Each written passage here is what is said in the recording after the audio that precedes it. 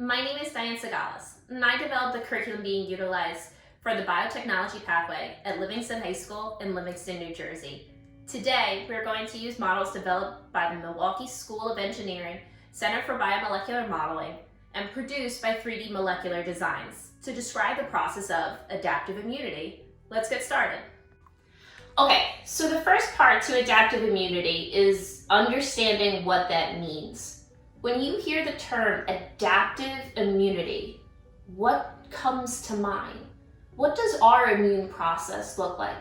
What happens when we get a flu?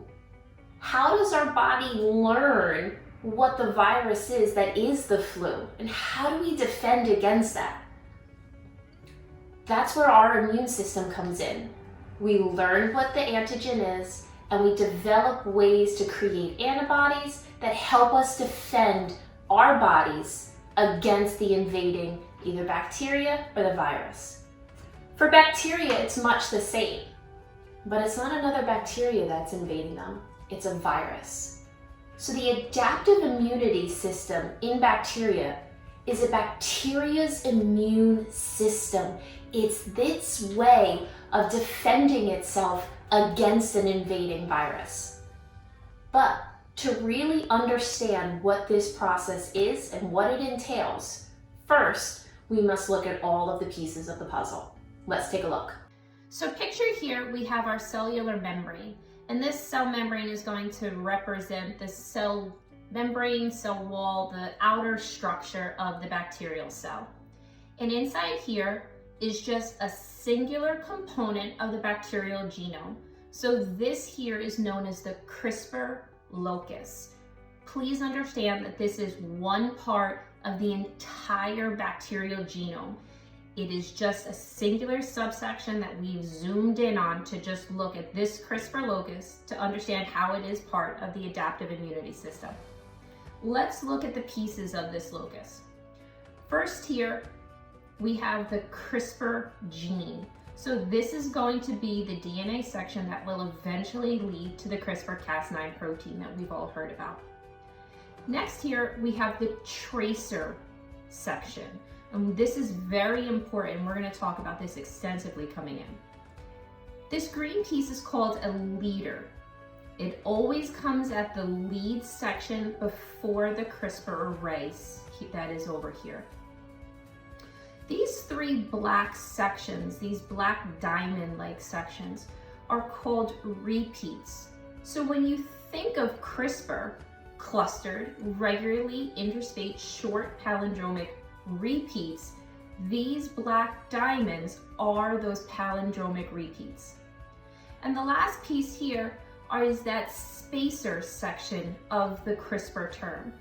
Here is a section of a bacterial genome that has come in, and the bacteria has won its fight against it, that invading virus, and has stored a piece of the viral genome inside of its CRISPR array. So one more time, we have our whole CRISPR locus here, we have our Cas9 gene, our tracer gene, our leader sequence, our 3 repeats, and our 2 spacers that are remnants of a viral genome. Now, the next piece in this is how to understand what happens when a bacteria cell gets invaded by a virus. So here we have a virus, a bacteriophage coming in, and it's going to dock on our bacterial cell. And what a virus does is it has this port, and it is going to inject in its viral genome into this bacteria. And this bacteria, if it's going to live, has a very, very short period of time to realize what is going on, to cut a piece of this genome, and to store it in its CRISPR array. So, how does it do that? There's going to be special associated CRISPR proteins that are going to come, recognize a section of the viral genome, and literally going to snip off a piece of it. But now, this section of this spliced viral genome has to find its way into this CRISPR locus. So what's going to happen is this first repeat that's here is going to get spliced open. And inside, we are going to put this viral piece, represented now by a piece of this purple foam piece.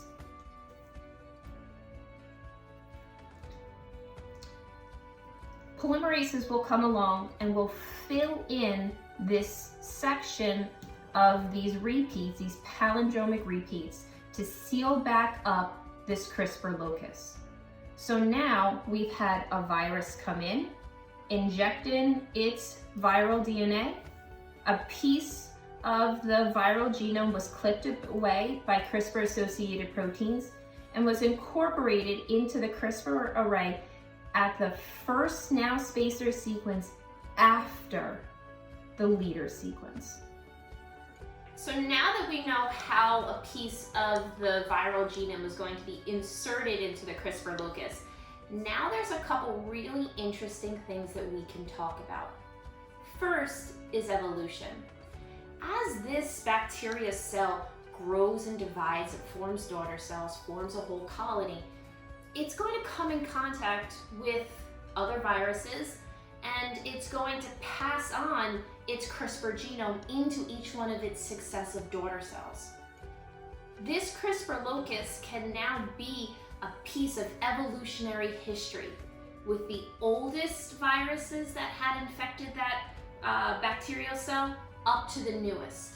So we have a record of viral invaders that have come into the bacterial community. And we can also trace the CRISPR locus as it moves through all of the daughter cells, with each change being incorporated into successive daughter cells. Next, we can talk about how scientists even found this section of the genome. Remember, bacteria cells do not have a lot of space. Their genome is jam-packed. There is no sections of junk DNA or introns getting in the way of things. It is just one expressed section of a gene after another, except for these repeats. These repeats are what intrigued scientists back in the 90s when we first started really understanding this. Actually, it goes back even further. The first time that the CRISPR locus was looked at was in the 80s. And all they realized was there's these strange sections of repeats that are always the same. And what's really interesting, when we talked about Sanger sequencing, we talked about chromatograms. And it was not until after Sanger sequencing that we could really understand this, because we needed this genome to be sequenced in order for us to see these repeats. And when we look at the chromatogram, it's really hard to see where the repeat is until we color things in. And once you color code where things are, you can begin to see where these repeats and spacers sections are within the CRISPR locus of the bacterial genome. This, again, was not able to be discovered until after Sanger sequencing, until after we had the capability to sequence a genome of an organism. Now that this bacteria has survived the first infection by this virus and has stored that viral genome section inside of its CRISPR array, what happens if it gets infected again? Remember, it's just like our own immunity system. What happens if we get infected by the same virus again? How has our body learned an invader? How have we learned to adapt? How have we learned to fight off these illnesses? It's basically the same thing for the bacterial cell. So let's look at that. Inside here, remember we have our CRISPR gene section, our CRISPR locus within the whole bacterial genome. What we're going to have here now is we are going to model the process following the steps of the central dogma to go from DNA to RNA to proteins. So let's take a closer look at this process. Okay, so here we have our section of the CRISPR genome, or the CRISPR section of the bacterial genome. And what's going to happen, just like it would in any other DNA transcription process, is it's going to open up. And as it opens up, the mRNA is going to be able to come in to make a copy of the piece of the DNA that is coming in. So the first things that we're going to want to look at is we're going to want to build copies of our Cas protein and the tracer RNA. So we'll make those, and we're going to leave those to the side. What I do want to call your attention to before we move to the second section of the transcription process is look at the differences in the shapes. We know how important the importance is of colors and shapes within our pieces. Notice how the DNA model has the curvy backbone versus the RNA has the solid shaped backbone. Okay, we're gonna see that same process as we look over here. And we're going to open these guys up just to the other side of the leader sequence. And we're going to have, by the magic of video, one polymerase already came and made and is going to make the copy of those RNA pieces of the CRISPR array. And everything gets sealed up. So notice that it opened on either side of the leader sequence, first copying for the Cas and the tracer RNA, and second to open up and copy the section of the CRISPR array. So we'll leave that here.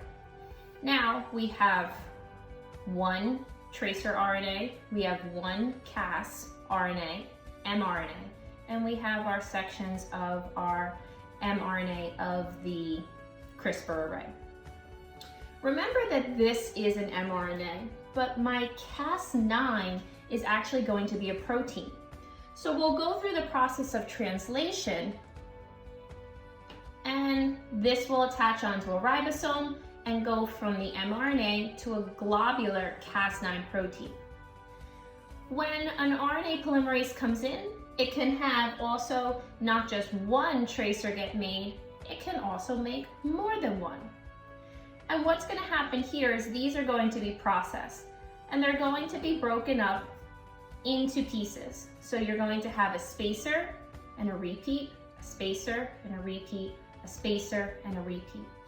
When we look at these three, the tracer is actually complementary to the spacer sequence, and it's going to form a dual RNA complex. This is what's going to get loaded into the Cas9 protein. Once the Cas9 protein is bound with this dual RNA, with the tracer and the CRISPR RNA here with the spacer and the repeat sequence, this is when Cas9 becomes activated.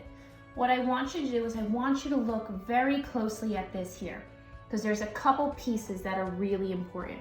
So the white section here is the Cas9 protein. This orange piece, again, is the tracer RNA. The tracer RNA has been found to be very important to hold the Cas9 in position, to activate it, and to get it ready to fend off an attack on an incoming virus. This spacer section, the spacer section is going to attach onto the tracer RNA, and that is going to be what's going to hold together with this spacer sequence here. So I'm sorry, I misspoke. You're going to have the repeat section binding onto the tracer RNA, and you're going to have the spacer section that was that section of the viral genome right here. So this piece here is called the dual RNA. This is called the guide RNA, same words. Tracer RNA, the repeat sequence, and the spacer sequence, these two together are the CRISPR RNA. Okay, so we have tracer, CRISPR, guide RNA, dual RNA. Same topic.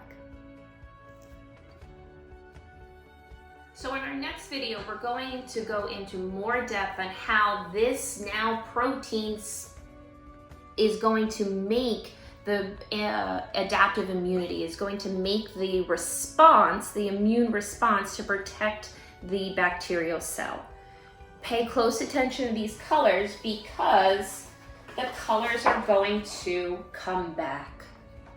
So again, we have our white Cas protein, our orange tracer RNA, our black repeat section, our purple spacer sequence.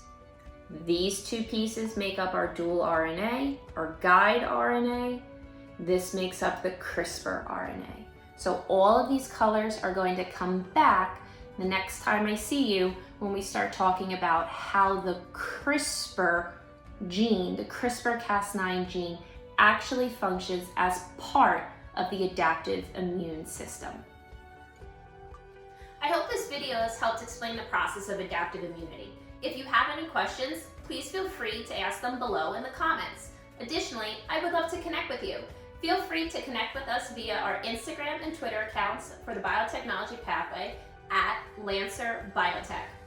Also, if you have any specific questions regarding the activities discussed in this video, feel free to connect with me via LinkedIn. All of that information is just below in the description of the video. Thanks, and hope to see you soon.